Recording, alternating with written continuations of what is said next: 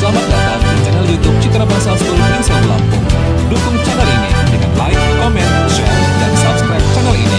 Jangan lupa aktifkan notifikasinya ya. And enjoy the video.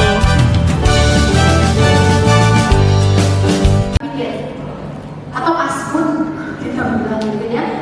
Sulit menunggu giliran sama menolak pembicaraan orang lain. Sama. Kalau simptomnya minimal 6 terpenuhi, maka ini alarm. Jangan-jangan anak saya punya indikasi tahap gangguan ADHD. Apalagi kalau terjadi dalam durasi 3 bulan lebih, gitu ya, udah muncul. Nah ini faktor resiko pemicunya atau penyebabnya. Emang bisa ya gangguan fokus itu nggak dari usia kecil. Misalnya dulu bagus nih di TK itu hafalannya banyak, sering ikut lomba, ya. Tapi kok sekarang SD kelas 2 atau kelas 3 tuh saya dapat laporan dari gurunya begini. Perlu dilihat faktor pemicunya itu bukan hanya internal ya Bapak Ibu. Di situ kan ada cedera atau kelainan otak. Cedera atau kelainan otak ini juga kan bisa dapatkan setelah lahir. Jadi nggak harus bawaan dari dalam kandungan atau saat ini. Ada pasien saya juga yang pada saat pandemi waktu itu pernah meningitis. Jadi fungsi IQ-nya itu menurun. Yang awalnya di atas rata-rata 119, setiap kita cek kembali IQ-nya hanya 67.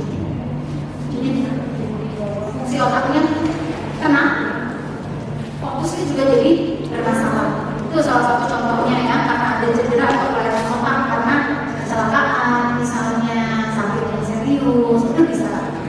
Kemudian ada faktor genetik. Faktor genetik itu salah satu resikonya misal kalau salah satu orang tua atau dari kerabatnya itu ada yang punya gangguan yang sama, itu memang faktor resiko bisa menurun.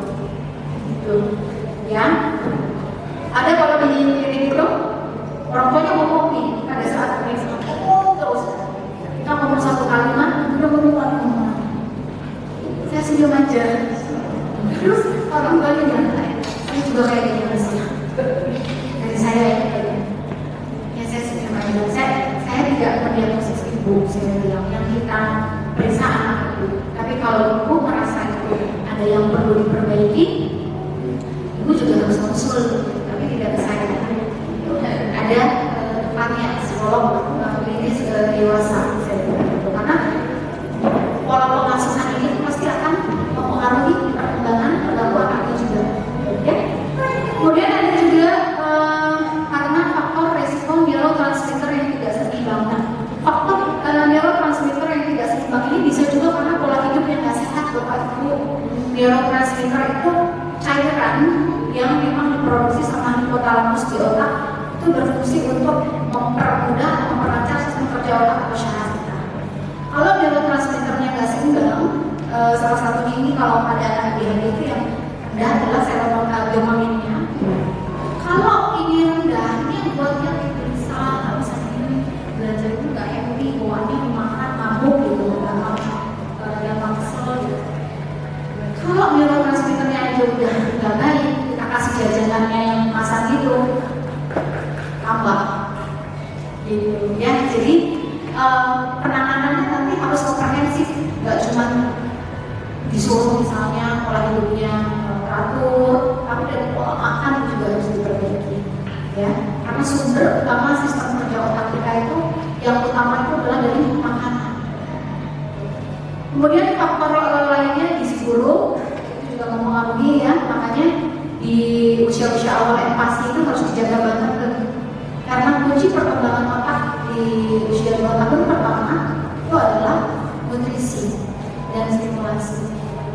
Lalu faktor resiko berikutnya adalah ternyata gawai juga berpengaruh. Jadi bisa Bapak Ibu, kalau gawai yang berlebihan sudah 4-6 jam per hari itu sudah masuk dalam kategori addiction, udah kecanduan, sampai akhirnya beberapa gangguan tadi muncul tidak bisa masuk ke gangguan fokus dan hiperaktivitas ya. Jadi bukan penurunan fungsi IQ yang sementara, khawatirnya kalau sudah 3-6 bulan ke depan masih berlanjut bisa relatif tetap kalau nggak ditangani ya. Tuh, yang berikutnya kurang stimulasi. Kurang stimulasi itu maksudnya kurang kebiasaan baik, gitu. Kurang olahraga